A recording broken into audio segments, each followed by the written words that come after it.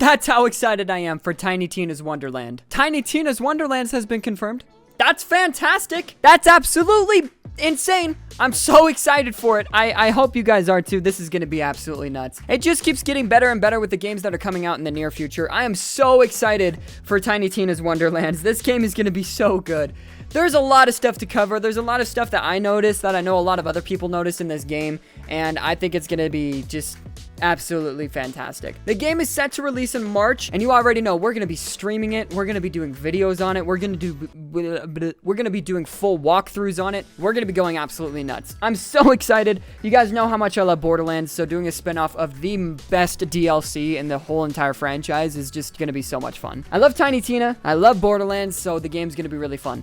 Now, let's dive into what we know about it so far. The things that we know about it, what we've noticed in the trailers, just everything so far. So first off, the main thing I wanted to point out and cover that looked very interesting to me is the fact that it looks like there's spells rather than grenades. I don't know this for a fact. I'm not confirming anything, but it does look to be like in the trailer that there is spells rather than grenades that you use. You cast these spells that freeze people or that do different things like it showed in the gameplay trailer there. It looks like they are casting spells rather than they are using grenades. And that looks very interesting to me. Even if it doesn't replace grenades, it's still going to be a cool addition that you can cast spells. It's going to be awesome. Now, Gearbox has also stated that they are going to be releasing 3 different editions. Now, these editions don't matter too much, but I'll go over them just because, why not? The standard edition is going to cover the basic previous gen versions as well as the PC version. So if you're playing on PC, it's for PC, or it's like for your PS4/Xbox One. The next level edition, it covers the newer ones, so like the PS5, the Series X. It also is compatible on the Xbox One and PC. And then this edition also comes with the Dragon Lord pack, which at this time, 2K has not announced what that is or what it's going to be, but it comes with the Dragon Lord pack. Tiny Tina's Wonderland Chaotic Great Edition will include the game, obviously, also the Dragon Lord pack, and then the Season Pass. So the Season Pass is like all the DLCs that get released for it moving forward, which is very, very worth it. Now, what's very interesting to me is right here it says Tiny Tina's Wonderland pre-order bonus is the Golden Hero Armor Pack. Pre-order the game before March 24, 2022, and you'll receive the Golden Hero Armor Pack. It includes 2 golden armor themes that can be applied to any armor set. That's interesting to me because instead of shields, it now sounds like we're using armor, which is going to be really cool. A really cool addition because shields are not cosmetic at all. So now we get an entire defense thing like shields in previous Borderlands games that are cosmetic. So now we get armor, which I'm sure will add a look to our character because you can apply it to any armor set is what it's saying here. So maybe these armor sets are non-cosmetics and you can find skins for the armor sets, or maybe each piece of armor is cosmetic within itself. Kind of like in a game like Cyberpunk or like Skyrim. Each new piece of armor that you find it makes your character look different. Maybe that's how it is in this game. I don't know. But it's all speculation, but it does sound like we're using armor instead of shields now, which is really, really cool. Now, according to Jolt Dude, who is a Borderlands YouTuber, huge Borderlands YouTuber, here's a couple of things to note about, Tiny Tina. There are going to be new manufacturers for each weapon, and what those manufacturers will be, instead of Jacobs, it will be Black Powder. Instead of Vladoff, it'll be Stoker. Instead of Dahl, it'll be Dahlia. Instead of Maliwan, it'll be Malefactor. Instead of Tedior, it'll be Furrior. Instead of Bandit/Children of the Vault, it'll be Skulldugger. Instead of Hyperion, it'll be Hyperius, and Torg will stay Torg. So that's awesome as well. They're changing the manufacturer names up a little bit. Another thing that I noticed in the trailer as well is in one of the animations where it shows a bunch of loot just spilling up out of the air like it always does in Borderlands trailers. I think I saw a melee weapon or like a sword. All right, I think I did. We'll zoom in on it right here. It looks to me like there's a sword or some sort of melee weapon, which is very different in the Borderlands universe. We have never had, like, melee weapons before. You can, like, melee someone with your gun, or you have, like, a melee weapon you are always with. You always have it on you, but you don't, like, have a sole weapon that is melee. So that sounds really cool. Sounds really different. I think that would be awesome. I just had to cover that, because that just sounded like it would be absolutely phenomenal. As well as the characters that you play as look like they have really cool abilities as well. It looks like there's, like, a Thor ability here. It just looks really cool. And the spell casting looks really cool. Maybe that is limited to per character that you have. You have different spells you can cast.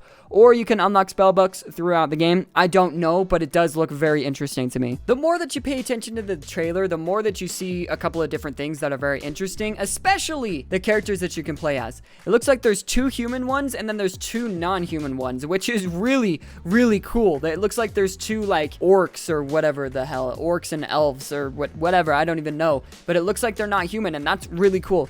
Also, it's really cool to look that you have crossbows in this game. That's something we've never had before. We haven't had melee weapons or crossbow weapons, so there's 2 completely new types of weapons that we haven't had in a Borderlands game before. And the more that I'm looking at these crossbows, the more I think either a crossbow is a type of weapon you could pick up, or it's an attachment you can put on a weapon. Because if you look, every single manufacturer type has a crossbow. There's like a TDR one, there's a Jacobs one, there's a Children of the Vault crossbow. There's a lot of different crossbows that they're showing us in this trailer. And that makes me wonder if a crossbow is an attachment or if every manufacturer has a crossbow type that you can get. I don't know. Also, it looks to be like there is some wands in this game, which is absolutely crazy. That looks so cool that there's wands that you can cast in this game. It makes me wonder if there's like mana that you have to restore. They don't show us any of the heads up display, so it doesn't show you like the grenade slots or anything like that. It doesn't show us anything other than the gameplay. So I can't see if there's going to be like a mana bar that you have to manage in order to cast spells or whatever, but there is wands, and there 100% is spells that you can cast. I don't know if this is going to be specific to each character as part of their action skill or what. I don't know. But again, the more that you watch this trailer, the more things that you find out. It looks like melee builds are going to be very overpowered. It looks like there's a lot of melee weapons. And if you freeze this scene here really carefully, it shows this guy shooting the skeleton with his crossbow and then meleeing him with a sword shortly after. So maybe your melee weapon isn't a weapon you can hold in your hands and use all the time, but it's just what your melee attack will use. So if you have a legendary melee weapon, then when you melee someone, it's going to do a ton of damage, that sort of thing. So it doesn't seem like it's going to be a weapon that will take up a slot in your main weapons that you can just use all the time and just slash and hash and all that. It looks to be like it'll be something you can only melee with. You can just change what you melee with, which is going to be really cool as well. And then look at this, a throwable melee weapon. Like I was saying, the Thor type thing. It looks like a throwable hammer or something like that. This most likely is an action skill, just looking at how cool it is and how overpowered it is. But it's a possibility that you can have throwable melee weapons in the game that you can just find and it's not an action skill, which would be out of this world. So there's a lot of really cool stuff that we're seeing, a lot of really good things. Not only is Tiny Tina back, but she's in her child form. Rather in Borderlands 3 when she was all grown up, she's more in her childish form, which leads me to believe that this is before Borderlands 3, which is awesome. As well as it just takes us back to like the best DLC of all time, which is Tiny Tina's Assault on the Dragon Keep in Borderlands 2. It's a full game of like the best DLC ever, so that's just awesome. And the casting spells aspect, the wand aspect, the weapons, just everything looks so awesome in this game, so I'm really excited for it. But now is the time where we dive into some negative things that maybe aren't going to be as awesome, or in my opinion won't be as awesome. You guys might love it. I don't know if I will, and that's okay. I think it'll still be a great game. I'm not saying it won't. I'm hyped as ever, but there's a few things that concerned me a little bit. My main gripe with Borderlands 3 is the fact that you farm for anointments rather than legendaries. Now, again, that's completely opinion-based, so maybe you love that. But for me, I hated farming for anointments. I only wanted to farm for a specific legendary weapon. Like in Borderlands 2, you farmed for legendary weapons and it didn't really matter. There were some variants of those legendary weapons you wanted, but not really. With Borderlands 3, you can get hundreds of the same legendary weapon, but if it doesn't have a specific anointment, it might not be worth anything to you. And I just didn't love that aspect. And it seems to me, just based off of how the loot drops, how the loot looks, the way it sounds when it drops, it's all similar to Borderlands 3. It looks like it was almost copy and pasted over into Tiny Tina's Wonderland. So it leads me to believe that maybe we're going to be dealing with a lot more anointment type farming rather than legendary type farming. I would much rather farm a boss multiple times and then get the legendary weapon I've been farming for and be set, rather than get that legendary weapon 14 times and still not be set because I don't have the right anointment. I just didn't love that aspect in Borderlands 3, and just the way that the loot looks and the way that the gunplay looks and the way that the guns look, it looks almost very identical to Borderlands 3, which I'm not saying is a bad thing, but that just leads me to believe that the way that we loot and the way that we farm might have to be the same as it was like in Borderlands 3 as far as the anointments go.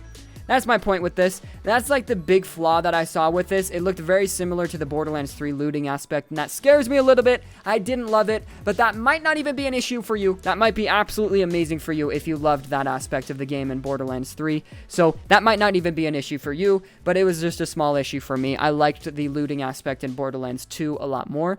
So I guess we'll just have to wait and see, but either way, I'm gonna love the hell out of the game, and I hope you guys are ready for just a blast of Tiny Tina content from me, because it's gonna be so much fun. So I hope you guys are ready for it. I know I am, and leave a comment right now which of those 4 playable characters you think looks the coolest, because I think the 2 non-human characters actually look dope as hell. So leave a comment right now, like now.